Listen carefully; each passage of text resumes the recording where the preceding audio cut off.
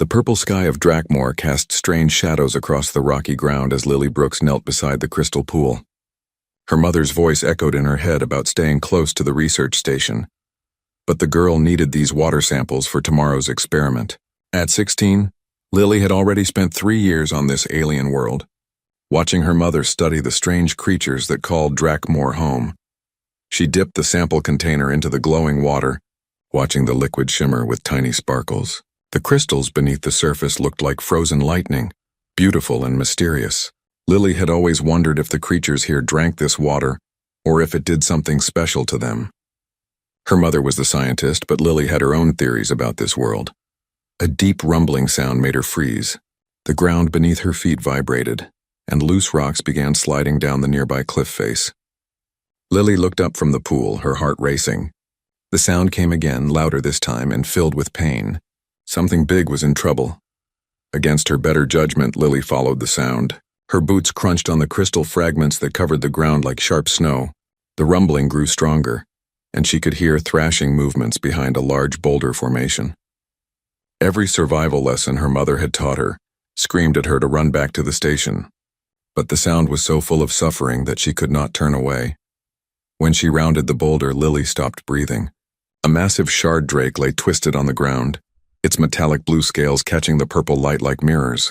The creature was enormous, easily 20 feet from nose to tail, with razor-sharp claws and teeth designed for tearing through anything. But it was not attacking or hunting. It was writhing in agony.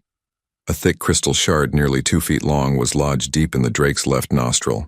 The creature's breathing came in desperate gasps, and its great head thrashed from side to side as it tried to dislodge the obstruction.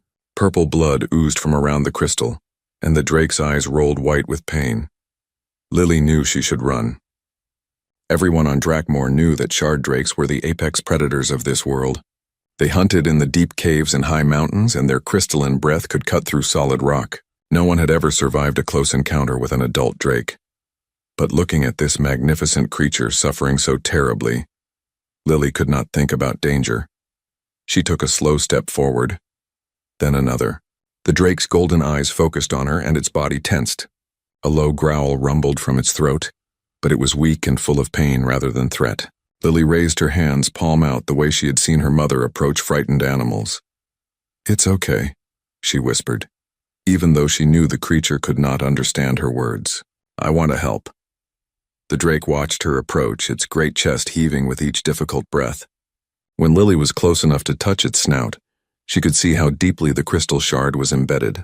It had to be causing incredible pain, and if it was not removed soon, the creature might suffocate. Lily had helped her mother with injured research animals before, but nothing like this. Her hands trembled as she reached toward the drake's face. The creature could bite her in half without effort, but something in its eyes stopped her fear. There was intelligence there, and desperation, and a kind of trust that made no sense. The crystal shard was slippery with blood, and it took all of Lily's strength to get a good grip. The drake flinched when she touched it, but held still. She could feel the creature's warm breath on her arms as she worked, and the rumbling in its chest vibrated through her bones. "I know it hurts," she said softly, "but I have to pull hard to get it out." She braced her feet against the rocky ground and pulled with everything she had. The shard moved slightly, and the drake let out a sound that was half roar, half whimper. Purple blood flowed more freely, but Lily could see that the crystal was coming loose. One more hard pull, and the shard came free with a wet sucking sound. Lily fell backward, clutching the bloody crystal, as the drake's breathing immediately became easier. The creature's eyes closed for a moment, and a deep rumbling filled its chest that sounded almost like a cat's purr. When the drake opened its eyes again, they were fixed on Lily with an expression she had never seen in any animal before. It was gratitude, pure and unmistakable. The great head lowered until the creature's snout was only inches from her face. Hot breath washed over her, carrying the scent of metal and ozone. For a long moment, girl and drake looked at each other in silence. Then the creature's long tongue flicked out and gently touched Lily's cheek, so carefully that it barely felt like a butterfly landing. The gesture was so unexpected and tender that tears sprang to Lily's eyes. The drake struggled to its feet, testing its breathing. Air flowed freely through both nostrils now, and the creature's posture straightened with relief. It looked down at Lily again, and she could swear she saw intelligence and memory in those golden eyes. Then, without warning, the drake lowered its great head in what could only be described as a bow. The gesture lasted several seconds before the creature straightened and spread its massive wings. The membrane stretched between the wing bones caught the purple light like stained glass windows. With powerful beats of its wings, the drake launched itself into the air. Lily watched it circle once overhead before flying toward the distant mountains. Just before it disappeared into the evening sky, it let out a call that echoed across the valley. The sound was not the hunting cry she had heard other drakes make, but something entirely different. It sounded almost like a promise. Lily sat on the rocky ground for a long time after the drake disappeared, holding the bloody crystal shard and trying to understand what had just happened. She had helped a creature that should have killed her, and it had shown her kindness in return. Her mother would never believe this story, but Lily knew her life on Drakmore had just changed forever. As she finally stood to head back to the research station, she did not notice the other shapes moving in the distant sky, or the way they seemed to be following the drake she had helped. She did not know that across the galaxy, other species would soon hear whispers of a human girl who had touched a shard drake and lived, but deep in her heart she felt that something important had begun. 3 days had passed since Lily pulled the crystal from the drake's nose, and she had almost convinced herself it was just a strange dream. Almost. The bloody shard sitting on her desk proved otherwise, along with the scratches on her arms from the creature's rough scales. She was sorting plant samples in the laboratory when her mother burst through the door, her face pale with worry. Dr. Patricia Brooks had spent years studying the wildlife of Drakmore, but she had never looked this frightened. "Lily, there's a shard drake outside the station," her mother said, trying to keep her voice calm. "It's been there since dawn, just watching us. We need to evacuate immediately." Through the lab window, Lily could see the creature perched on a rocky outcrop about 50 yards from their research station. Even at this distance, she recognized the distinctive blue metallic scales and the way it held its head. It was the same drake she had helped. "Mom, I don't think it wants to hurt us," Lily said carefully. "Lily, these creatures are extremely dangerous. We have emergency protocols for a reason." Her mother was already pulling out evacuation supplies. "The transport ship can be here in 6 hours if we call now." But even as Dr. Brooks spoke, something strange happened. The drake stood up on its perch and stretched its wings wide. Then it leaped into the air and flew away toward the mountains. Within minutes, it returned carrying something in its claws. The creature landed near the station and carefully placed its burden on the ground before backing away. "What is it doing?" Dr. Brooks whispered. Lily knew she had to tell her mother the truth. The story came out in a rush about finding the injured drake and removing the crystal shard. Her mother listened with growing amazement and horror. "Lily, you could have been killed," Dr. Brooks said when the story was finished. "These creatures have never shown anything but aggression toward humans. But this one is different. Mom, look what it brought us." They watched through the window as the drake repeated its behavior throughout the day. Each time it flew away and returned with something new. By evening, there was a small pile of objects near the station's entrance. When the creature finally settled down for the night on its rocky perch, Dr. Brooks agreed to examine what it had brought. The collection was extraordinary. Rare crystals that her mother had been trying to find for months. Unusual metal ores that were supposed to exist only in the deepest caves. Strange plants that grew in places too dangerous for humans to reach. Each item was carefully placed, undamaged, despite being carried in the drake's powerful claws. "It's bringing us gifts," Lily said in wonder. "That's impossible," her mother replied, but her scientific mind was already working. Shard drakes don't form social bonds. They're solitary hunters with basic intelligence at best. But the evidence was right in front of them. The drake had not only spared Lily's life, it was actively trying to help them. Over the following days, the pattern continued. The creature, which Lily had started calling Ember because of the way its scales caught the light, brought them new specimens every day. It seemed to understand what kinds of things the humans were interested in. Even more remarkable was what happened when other predators approached the research station. Twice Lily watched from the window as Ember drove away the massive rock cats that sometimes hunted near human settlements. The drake's presence had turned their small research station into the safest place on Drakmore. Dr. Brooks documented everything with scientific precision, but she was clearly struggling to understand what she was seeing. The behavioral patterns don't match anything in our database, she told Lily one evening. This creature is acting like it's domesticated, but that should be impossible. Lily had her own theory, though she had not shared it with her mother yet. She was starting to feel like she could sense Ember's emotions. When the drake was content, she felt peaceful. When it was alert to danger, her nerves would tingle with warning. The connection was faint but growing stronger each day. The feeling was strongest when she went outside to collect the gifts Ember brought. The drake would watch her from its perch, and she could swear she felt warmth and affection flowing from the creature. It was like having a very large, very dangerous pet that cared about her well-being. One morning, Lily woke to find Ember acting differently. The drake was pacing restlessly on its perch, occasionally letting out low calls toward the sky. When she stepped outside to investigate, she felt a new emotion from the creature. Excitement mixed with something that felt like anticipation. The answer came within an hour. 3 more shard drakes appeared in the sky, circling the research station. Lily's mother grabbed her and pulled her back inside, but the attack they both expected never came. Instead, the new drakes landed near Ember, and the 4 creatures seemed to have some kind of discussion. Lily pressed her face to the window, trying to understand what was happening. The new drakes were examining the gifts Ember had brought, sniffing at them and making soft rumbling sounds. Then, to her amazement, they began bringing gifts of their own. "Mom," Lily said slowly, "I think Ember is teaching them." Dr. Brooks stared out at the 4 drakes as they carefully arranged their offerings. "This is unprecedented," she whispered. "We're witnessing the emergence of completely new behavior patterns." But Lily felt something else through her connection with Ember. The drake was proud, showing off its humans to the others. She was starting to understand that to Ember, she and her mother were not just creatures to be protected. They were family. That night, as the 4 drakes settled down around the research station like guardian statues, Lily lay in bed thinking about what was happening. The connection she felt with Ember was growing stronger, and she suspected it was only the beginning. She had heard stories about ancient civilizations and legendary bonds between different species, but she had always thought they were just myths. Now she was starting to wonder if those old stories might have been true. And if they were, what did that mean for her future on Drakmore? Outside her window, Ember let out a soft call, and Lily felt the creature's contentment wash over her like a warm blanket. Whatever was happening between them, she knew it was changing both their lives in ways she could not yet imagine. The simple act of pulling a thorn from a drake's nose had started something that felt much bigger than either of them.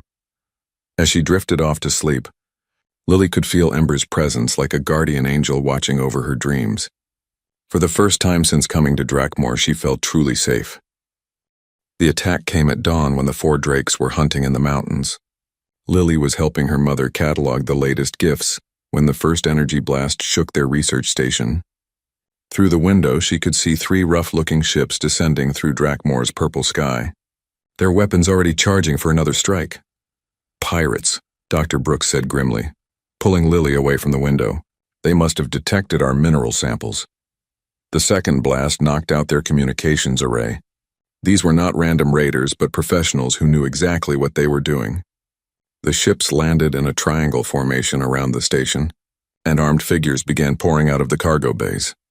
"Stay low and follow me," Dr. Brooks whispered, leading Lily toward the emergency shelter built into the station's foundation. But before they could reach it, the main door exploded inward, and 3 pirates burst into the laboratory. The leader was a tall man with scars covering half his face and metal implants where his left eye should have been. His companions carried energy rifles that hummed with deadly power. All 3 wore the kind of armor that marked them as experienced killers. "Well, well," the scarred man said with a cruel smile. "Dr. Patricia Brooks, the famous xenobiologist. And this must be your daughter. I'm Captain Rex Stone, and you 2 are going to help me get very rich." Dr. Brooks stepped protectively in front of Lily. "We're researchers, not miners. We don't have access to the mineral deposits. But you do have access to something much more valuable," Captain Stone replied, gesturing to the collection of rare crystals and metals that Ember had brought them. "These samples are worth a fortune on the black market. You're going to tell us exactly where you found them." "We found them scattered around the area," Dr. Brooks said carefully. "There's no specific location." Captain Stone's metal eye glowed red as it scanned the laboratory. "Don't lie to me, Doctor. These crystals come from the deep caves that no human has ever reached. The metal ores are from deposits that our sensors can't even locate. Someone is helping you, and I want to know who. Lily felt a familiar tingle in her mind, distant but growing stronger. Somewhere in the mountains, Ember had sensed danger. The Drake was coming back, and it was bringing the others with it. "There's no one else here," Dr. Brooks insisted. "Just my daughter and myself." Captain Stone grabbed Dr. Brooks by the arm and shoved her toward his companions. "Search the station. Find their equipment and data files. If they won't tell us where the deposits are, we'll figure it out ourselves." As the pirates began ransacking the laboratory, Lily felt Ember's presence growing stronger in her mind. The Drake was still several minutes away, but its emotions were crystal clear.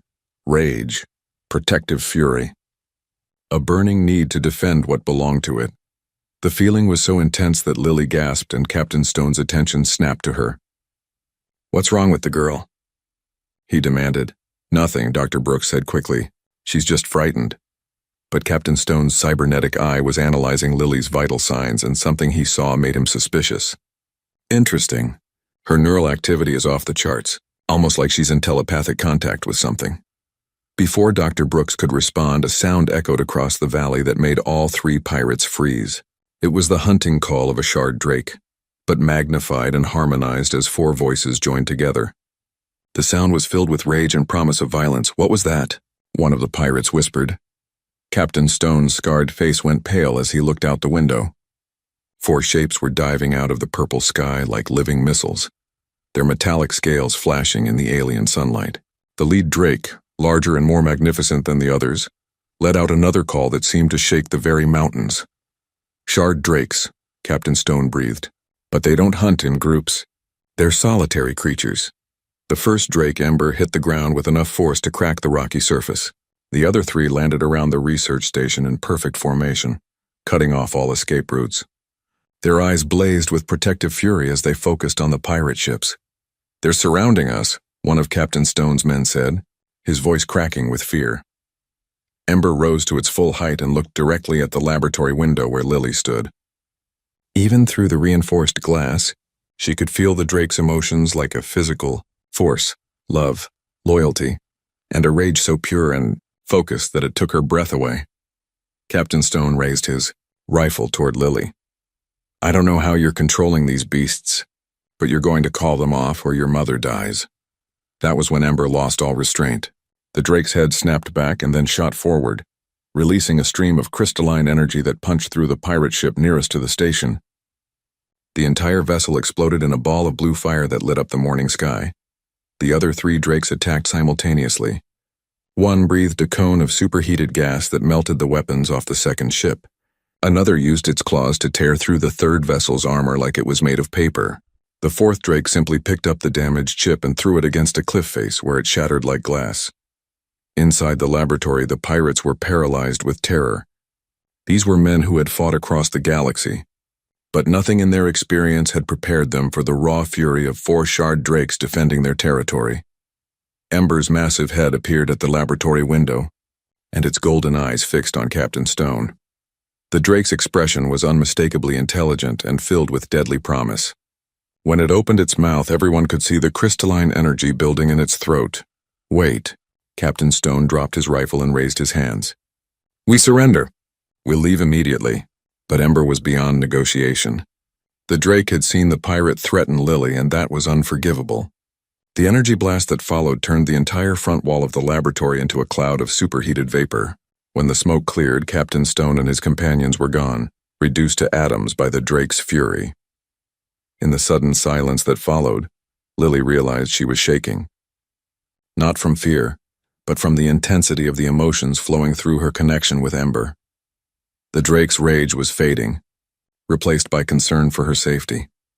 Dr. Brooks pulled Lily into a protective hug, both of them staring at the massive hole where their laboratory wall used to be. Ember's head appeared in the opening and the creature made a soft questioning sound. "We're okay," Lily said aloud, and she felt Ember's relief wash over her.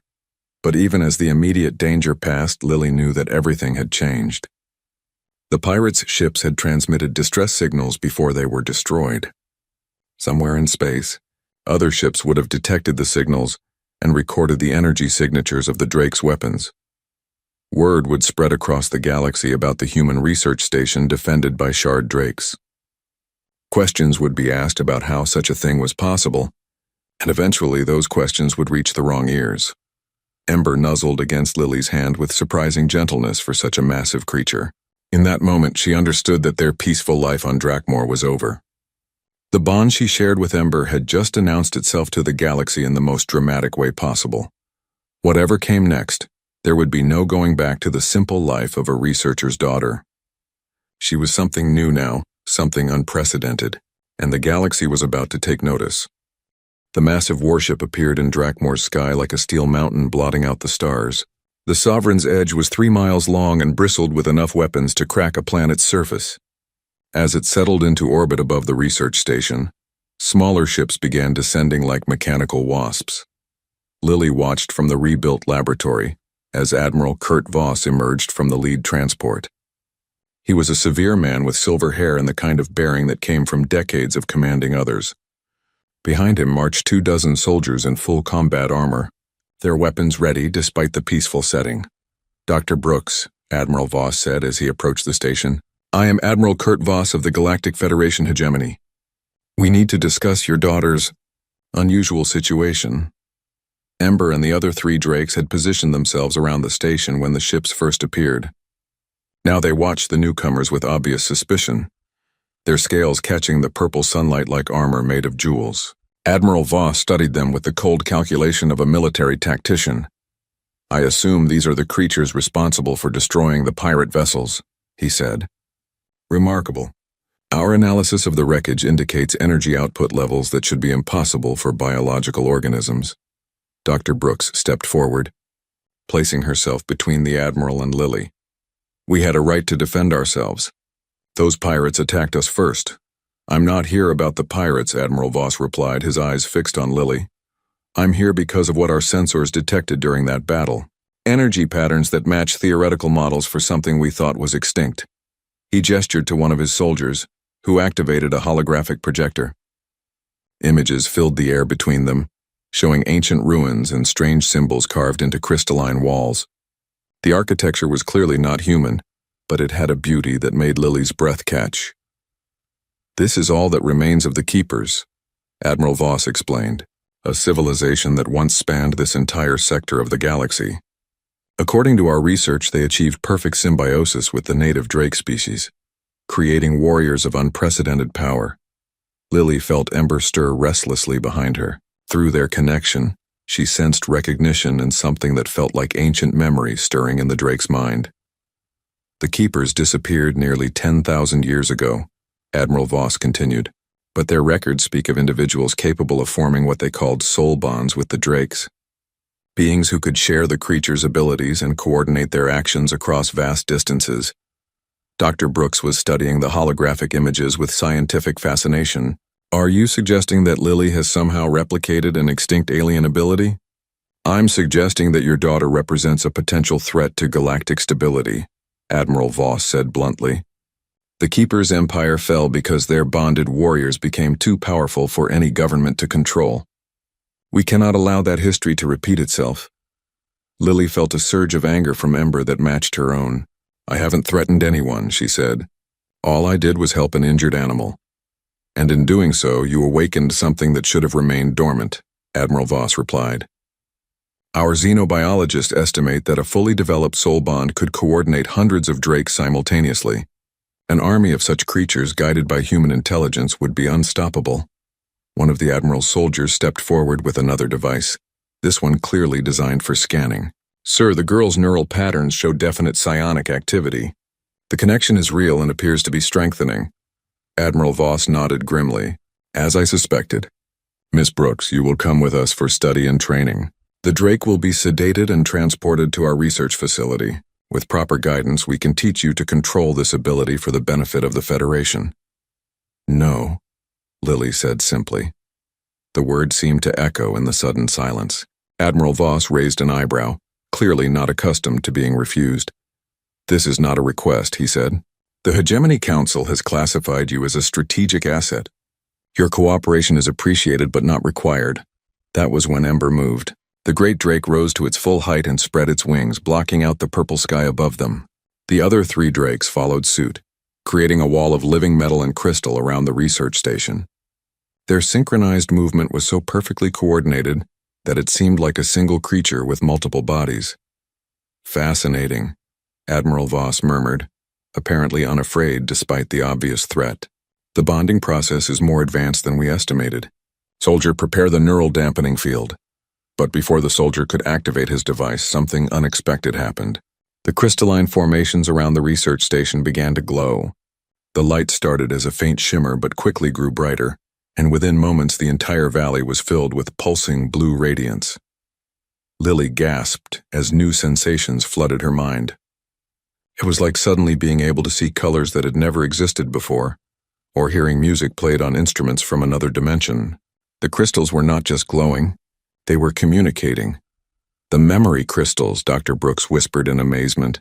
"They're reacting to Lily's presence." Images began forming in the crystal light, showing scenes from the distant past. Lily saw the keepers as they had lived 10,000 years ago. Tall, graceful beings with silver skin and golden eyes. But more importantly, she saw them working alongside humans who rode magnificent drakes through crystal cities that stretched toward alien stars. "Impossible," Admiral Voss breathed.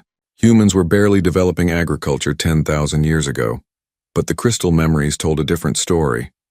They showed humans and keepers working together, sharing knowledge and building a civilization based on cooperation rather than conquest. The human drake riders had not been weapons of war but guardians of peace, using their bonded companions to protect trade routes and explore dangerous regions of space. Through her connection with Ember, Lily began to understand what the crystals were showing her. The keepers had not disappeared because their warriors became too powerful. They had vanished because they gave their lives fighting something far worse than any earthly threat. Something that was still out there, waiting in the dark spaces between the stars. The crystal memories showed the final battle, vast ships of impossible design emerging from holes torn in space itself. The enemy was not alive in any sense that made sense to organic minds, but it consumed life wherever it found it.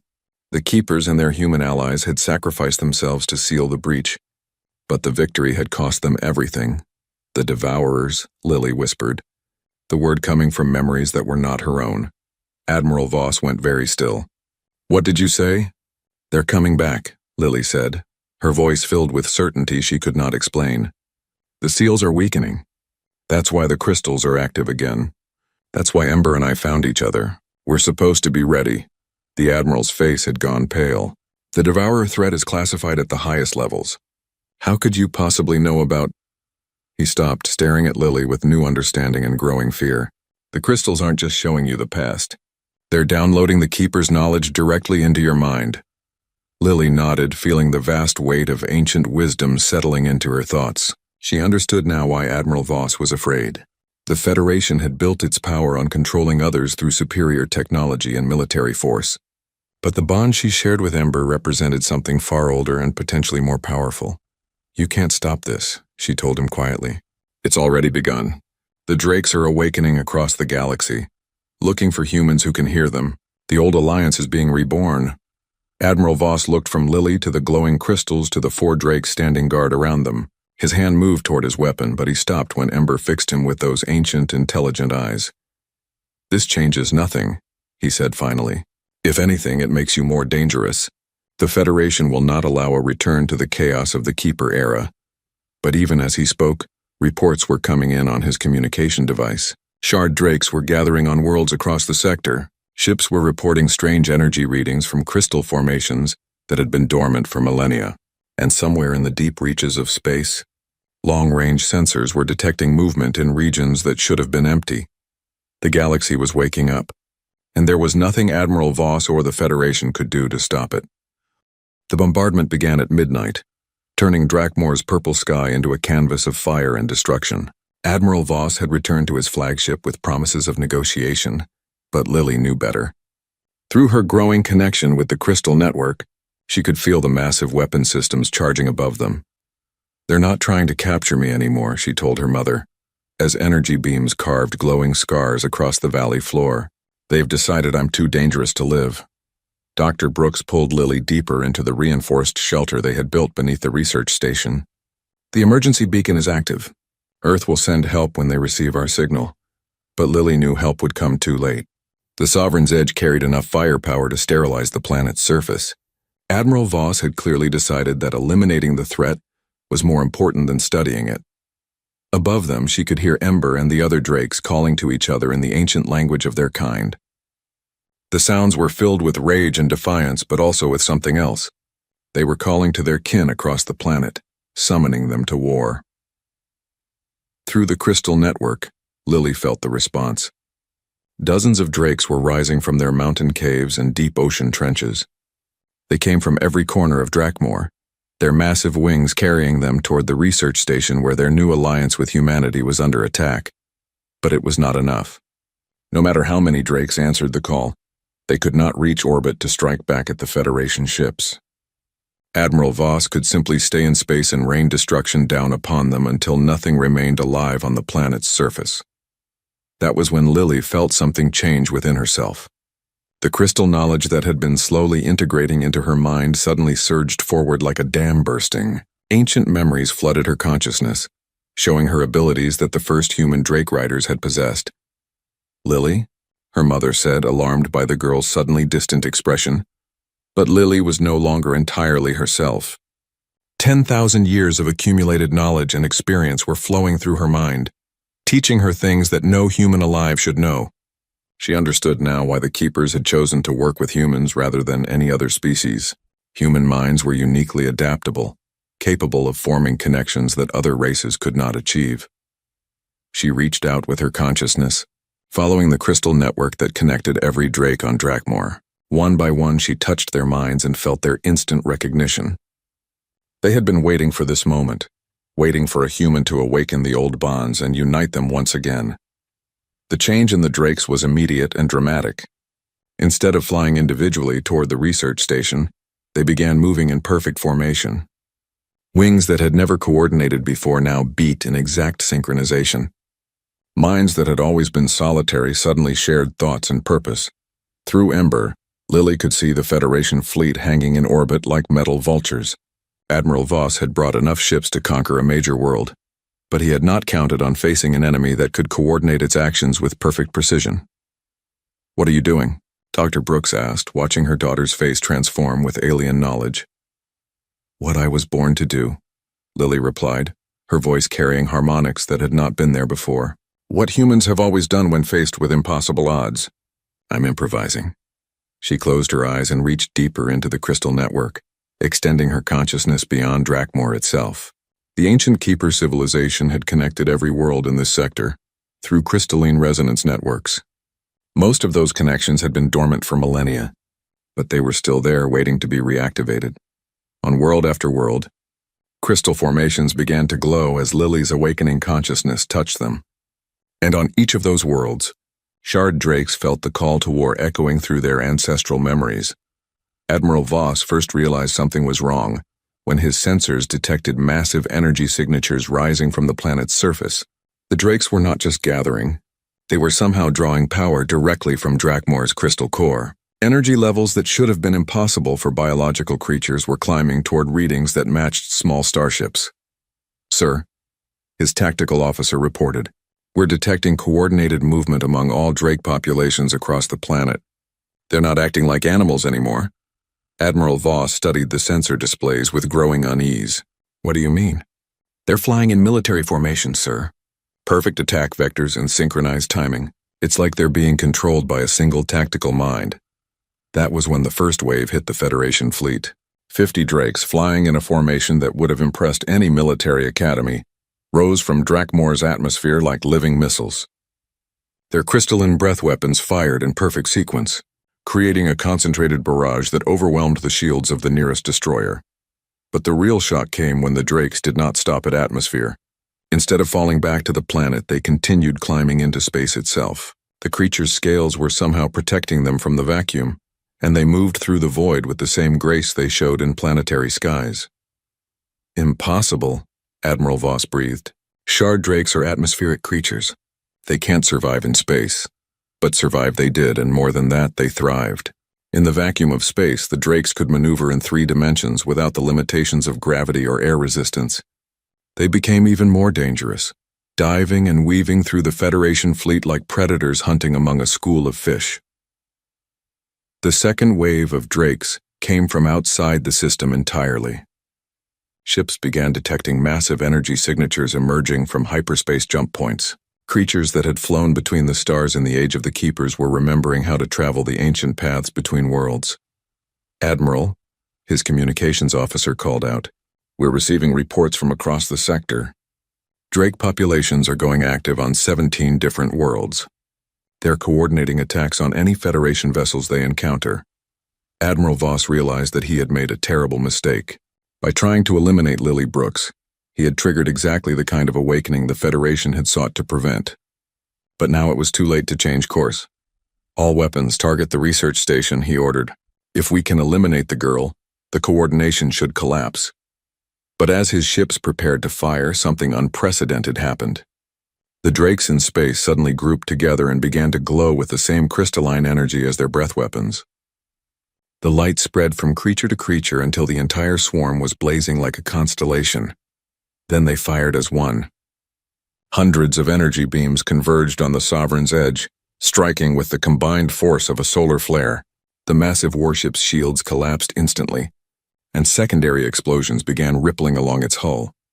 Down on Drakmore's surface, Lily felt the moment of victory through her connection with Ember. But she also felt something else. The effort of coordinating so many Drakes across such vast distances was burning through her human nervous system like wildfire. The ancient memories had given her the knowledge to create this unity, but her 16-year-old brain was not designed to handle such power. "Lily," her mother called out, catching her as she swayed. Blood was trickling from Lily's nose, and her eyes had taken on a golden tint that matched Ember's. She was changing, becoming something more than human, but perhaps less than what she had been. "The Keepers faced the same choice," she whispered. "Power enough to protect the galaxy, but at the cost of what made them who they were." Through the crystal network, she could feel the Drakes waiting for her next command. They had defeated Admiral Voss's fleet, but more ships would come. The Federation would not accept this challenge to their authority. But Lily Brooks, the girl who had pulled a thorn from a Drake's nose, was no longer thinking like a frightened teenager. Ancient wisdom flowed through her mind, showing her possibilities that stretched across the galaxy and forward through centuries of time. The real war was just beginning, and she intended to win it. 6 months after the battle above Drakmore, Lily stood on a platform carved from living crystal, watching ships from a dozen different species arrive for the galactic assembly. But she was no longer the same girl who had helped an injured Drake. The golden light in her eyes had become permanent, and when she spoke, her voice carried harmonics that resonated through the crystal network spanning half the galaxy. The victory over Admiral Voss's fleet had been just the beginning. Word of the human girl who commanded Shard Drakes had spread across civilized space faster than any government could suppress it. Species that had suffered under Federation rule for centuries began to whisper about the return of the ancient alliance. Pirates fled systems where Drakes had been sighted. Corrupt governors found their world surrounded by creatures that could travel between stars without ships. But the changes went deeper than military might. Lily's awakening had triggered something fundamental in both humans and Drakes. Across human space, children were reporting dreams of flying on crystal wings. Drake populations that had been declining for millennia were suddenly thriving, as if some essential element had been restored to their existence. Ember landed beside the platform with grace that still took Lily's breath away. The great Drake had grown even larger since their bond deepened, now nearly 30 feet from nose to tail. But more than size had changed.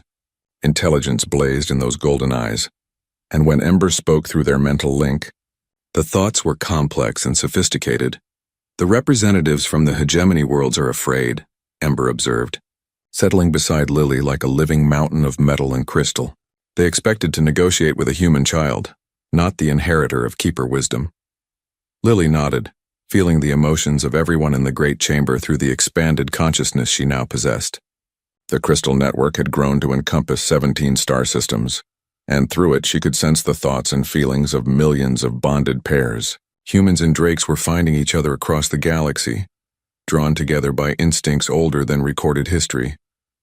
"They should be afraid," she replied. "The galaxy they controlled is ending." The first speaker was Ambassador Helen Price from Earth's Colonial Authority. The woman had traveled across the galaxy to understand what her daughter had become, and the mixture of pride and concern in her emotions was clear to Lily's enhanced perceptions. "The Human Colonial Authority recognizes the sovereignty of the Drakmor Alliance," Ambassador Price announced formally. "We propose a treaty of mutual cooperation and defense." Murmurs rippled through the assembled delegates. Earth's recognition of Lily's authority legitimized her position in galactic politics. No longer could the Federation dismiss her as a terrorist or criminal. But the real surprise came from an unexpected source. The delegate from the Centaurian Trade Consortium, a species that had remained neutral in galactic conflicts for over 1,000 years, stood to address the assembly. "The consortium has discovered ancient records in our deepest archives," the insectoid being announced through its translation device. "Records that speak of the time of joining, when the barriers between species dissolved and new forms of cooperation became possible. We believe that time has come again." Lily felt a surge of recognition through the crystal network. The Centaurians had been allies of the Keepers in the ancient days, though their own bonding abilities had been limited. Now their descendants were offering to join the new alliance.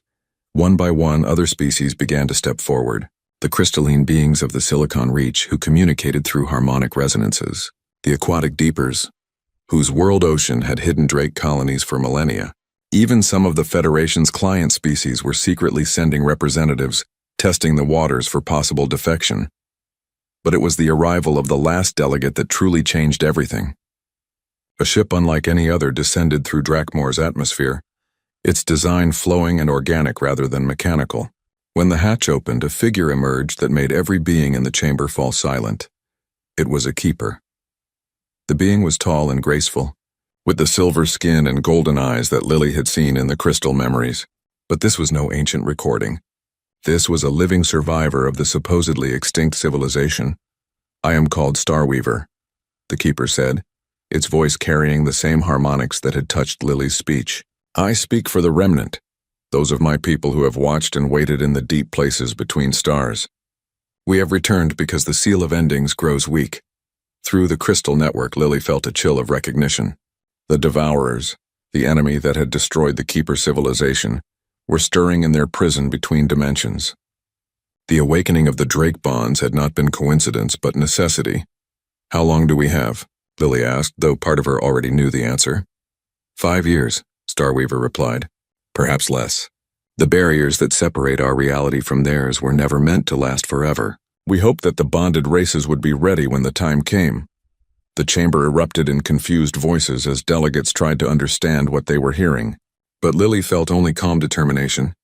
The crystal memories had shown her glimpses of the coming war, and she had been preparing for this moment since the day she pulled the thorn from Ember's nostril. "Then we need to be ready," she said, her voice cutting through the chaos with crystalline clarity. "Not just humans and drakes, but all the free peoples of the galaxy." Over the following hours, the shape of the new alliance began to emerge. Species that had never worked together found common ground in the face of an existential threat. The Federation's rigid hierarchies crumbled as world after world declared independence and joined the growing coalition. But the real change was happening on a more fundamental level. The bonding between humans and drakes was creating new forms of consciousness that neither species could achieve alone. Children born since the awakening showed abilities that defied conventional understanding. They could communicate across vast distances without technology, sense the health of entire ecosystems, and understand the deepest patterns that connected all living things. As the assembly concluded and the delegates began to depart, Lily remained on the crystal platform with Ember. Through their bond, she could feel the drake's contentment at the day's work. But she could also sense deeper currents, the vast network of consciousness that now spanned dozens of worlds. "Are you ready for what comes next?" Ember asked through their mental link. Lily looked up at the stars beginning to appear in Drakmor's purple sky. Somewhere out there, in the spaces between realities, ancient enemies were testing the barriers that held them back. But she was no longer the frightened girl who had stumbled across an injured drake. She was something new, something that the galaxy had never seen before. We pulled the thorn from more than just your nostril, she said, running her hand along Ember's warm scales. We pulled it from the galaxy itself. The infection that kept the free peoples apart, the fear that made cooperation impossible. Through the crystal network, she felt the agreement of thousands of bonded pairs. Humans and drakes working together across the stars, building something unprecedented. Not an empire based on conquest, but a true alliance founded on mutual understanding and shared purpose. The Federation still existed, but its power was broken. Species that had been subjects were becoming partners. Worlds that had been resources were becoming allies. And at the center of it all, the bond between a human girl and her drake continued to grow stronger. When the Devourers finally broke through their prison, they would find a galaxy very different from the one they had sought to consume 10,000 years ago. They would face not scattered, competing civilizations, but a unified alliance of species that had learned to fight as one. Lily Brooks had pulled a thorn from a drake's nostril and gained a protector. But in doing so, she had awakened something far greater than herself. She had reminded the galaxy that the greatest strength came not from domination, but from the bonds of loyalty and love that connected all living things. The new dawn was breaking across the stars, and nothing would ever be the same.